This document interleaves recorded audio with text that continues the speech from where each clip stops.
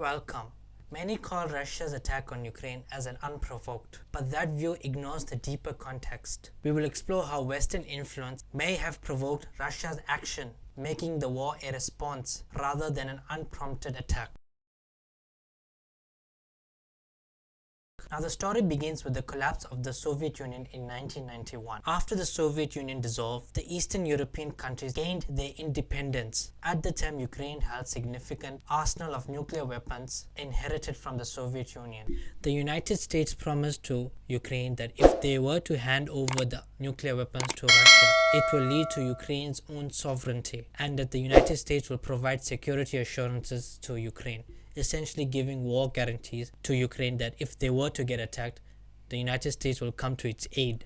Now this agreement became part of the 1994 Budapest Summit, where the United States, UK and the Russians pledged to uphold Ukraine's territorial integrity. Now also at the same time, the United States gave a verbal assurance to the Soviet Union that NATO will not expand 1 inch beyond Germany. This led to the Soviets dissolving and the Eastern European countries being sovereign of the former Soviet Union. To give a little context what NATO is a military alliance that was founded after World War II, and it was created by 12 countries including the UK, the United States and Canada and several other countries, and was seen as a deterrence to the Soviet Union.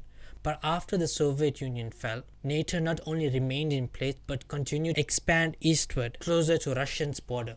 Now, after following decades, NATO gradually expanded eastward, admitting several former Eastern Bloc countries like Poland, Hungary, and the Baltic states. Now, this shift was seen by Moscow as a betrayal of earlier promises and a direct threat to its national security. Now, Russia had made it clear that their red line was Ukraine, and that Ukraine will not join NATO. Russia had viewed Ukraine as part of its sphere of influence and buffer zone against the United States between itself and the West. NATO's presence in Ukraine would push Western military infrastructure right up Russia's border. It was clearly made clear to the United States and NATO that Ukraine was Russia's red line and that Ukraine could not join NATO.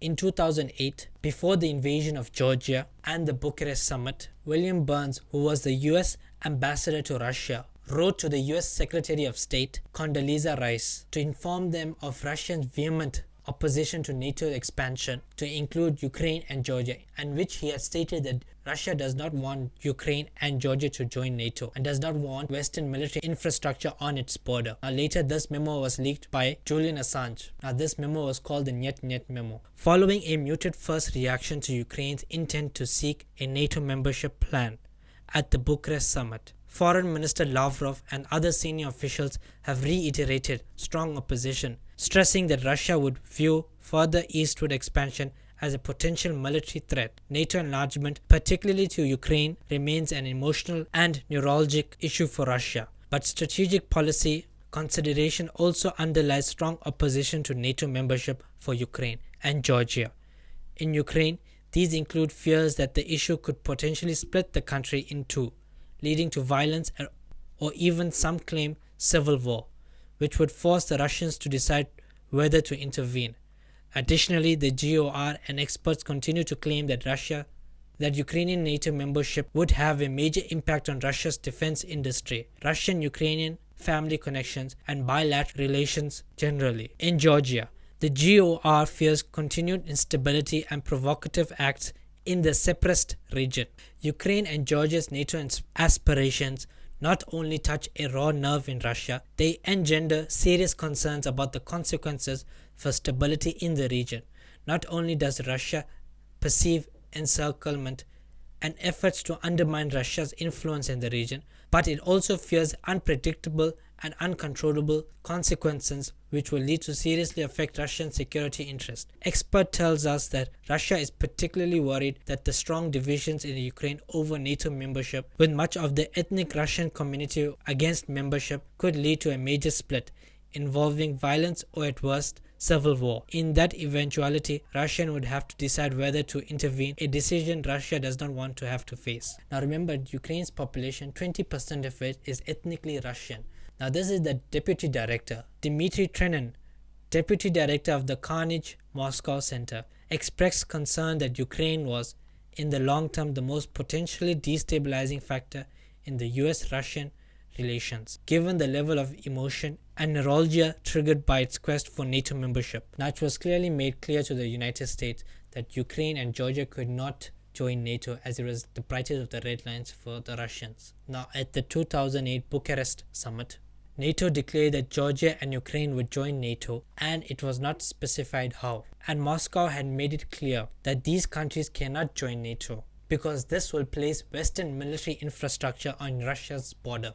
After the Bucharest summit, Russia invaded Georgia as a direct response to the Bucharest summit meeting. Now, all of this led to the 2014 Maidan Revolution, in which the United States overthrew the Ukrainian government, which led to the Russians invading Ukraine and taking over Crimea.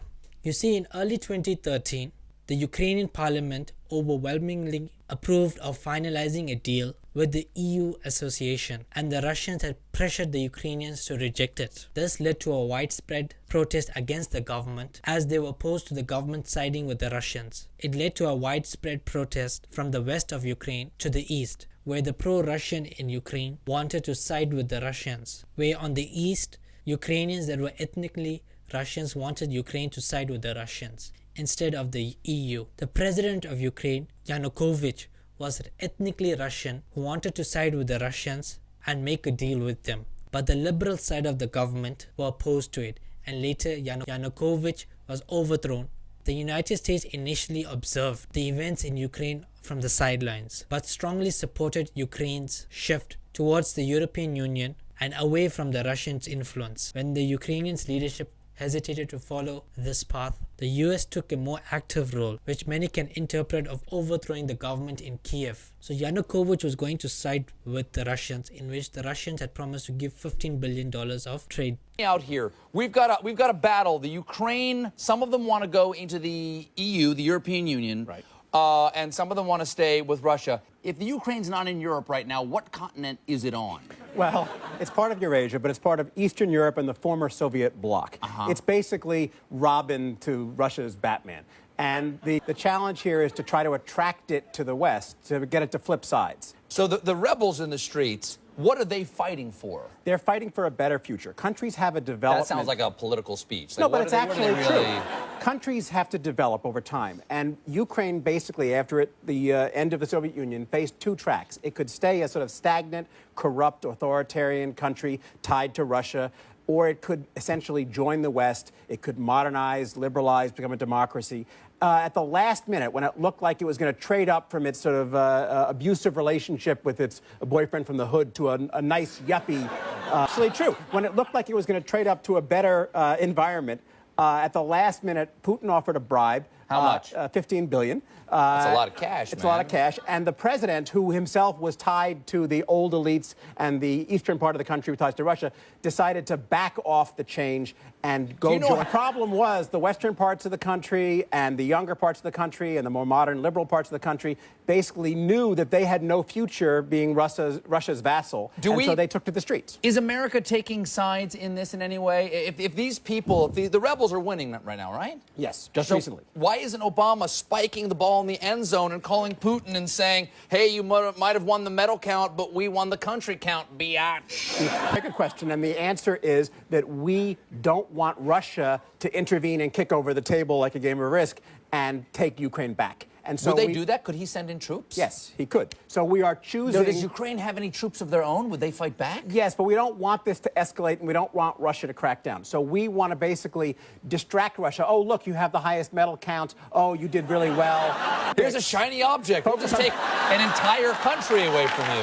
Power vacuum right now. There's a power vacuum. The opposition is all together, which it's easy to agree on getting rid of the bad old regime and much harder to create a stable country in which everybody compromises and moves forward. Well, they need a strong leader to move the country forward. Do you know who's always good at a moment like that? Vladimir Putin. So the United States funneling over $100 million through government NGOs and USAID funding the Maidan Revolution, which was a genuine rise to the president of Ukraine at the time. But the US got involved and funded the revolution throughout the winter, supplying with the necessary equipment needed. United States sent politicians over to encourage the crowd that the United States were with them and were on bent of overthrowing the government in Ukraine. Ukraine. People of Ukraine, this is your moment. This is about you, no one else. This is about the future you want for your country. This is about the future you deserve. Future in Europe, a future of peace, and good relations with all of your neighbors. The free world is with you. America is with you. I am with you. State-sponsored media purported the revolution. Now, at the same time, President Yanukovych had signed a $15 billion trade deal with the Russians, which marked a step towards a closer ties between the two countries. But with growing unrest and fears of his life, ultimately fled Ukraine in February 2014. Before all of this had happened, an infamous call between US Assistant Secretary of State Victoria Nuland and Ambassador Joffrey revealed US preferences for who should lead Ukraine's post-revolution government. What do you think? I think we're in play. The Klitschko piece is obviously the complicated electron here, especially the announcement of him as deputy prime minister. And you've seen some of my notes on the troubles in the marriage right now. So we're trying to get a read really fast on where he is on this stuff. But I think your argument to him, which you'll need to make, I think that's the next phone call we want to set up, is exactly the one you made to Yachts. And I'm glad you sort of put him on the spot on where he fits in this scenario. And I'm very glad he said what he said in response. Good. So I don't think Klitsch should go into the government. I don't think it's necessary. I don't think it's a good idea. You think, in terms of him not going into the government, just let him sort of stay out and do his political homework and stuff. I'm just thinking in terms of sort of the process moving ahead, we want to keep the moderate Democrats together. The problem is going to be Tony Book and his guys. And, I'm sure that's part of what Yanukovych is calculating on all of this. I think Yachts is the guy who's got the economic experience, the governing experience. He's the guy, what he needs is Klitsch and Tony Book on the outside. He needs to be talking to them 4 times a week. I just think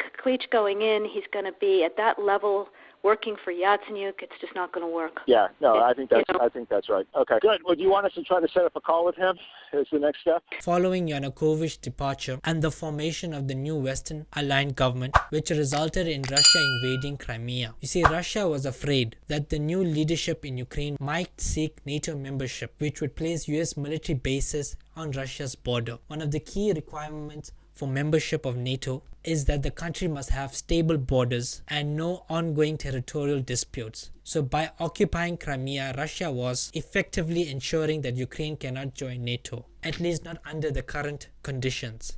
When the Biden administration took office, discussion about Ukraine joining NATO had assumed. Vice President Kamala Harris publicly supported Ukraine's future membership in NATO in early 2022. Just days before the Bucharest summit reaffirmed NATO's open door policy, Russia launched a full-scale invasion of Ukraine. At the Bucharest summit, Vice President Kamala Harris had suggested that Ukraine might join NATO. So this led to the Russians invading Ukraine and Russia launching a full-scale invasion. And admire President Zelensky's desire to join NATO. And one of, again, the founding principles of NATO is that each country must have the ability, unimpaired, unimpeded, to determine their own future, both in terms of their form of government and, in this case, whether they desire to be a member of NATO. And I'll put that in context because the obvious is also the point, which is that, and therefore no other country can tell anyone whether they should or should not join NATO.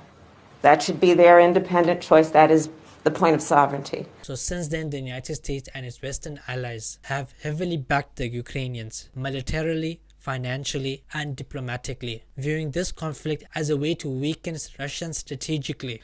Now, there were peace talks in the beginning of the war. At the Istanbul summit, however, President Joe Biden sent over Prime Minister Boris Johnson to Ukraine to kill the deal because they wanted to continue the war with Russia and had discouraged Ukraine from pursuing a peace treatment because they had feared that it might prematurely end the opportunity to weaken Russia's military. Now entering its 4th year, the Russian-Ukraine war has caused staggering human and economic cost with no clear resolution in sight.